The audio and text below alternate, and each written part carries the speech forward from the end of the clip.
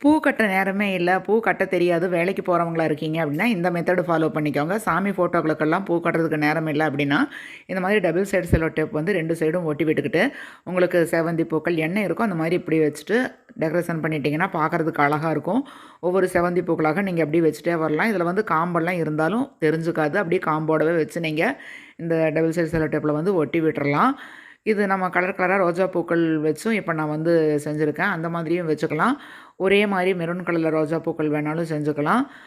அது மட்டும் இல்லாம இப்ப செவ்வந்தி பூவும், ரோஜா பூவும் கலந்தும் நான் இப்ப செஞ்சு காமிச்சிருக்கேன் இதுல. அந்த மாதிரி நீங்க ஃபாலோ பண்ணிக்கலாம். உங்களுக்கு எந்த மாதிரி டிசைன்கள் விருப்பப்படுறீங்களோ, அந்த மாதிரி செஞ்சுக்கலாம்.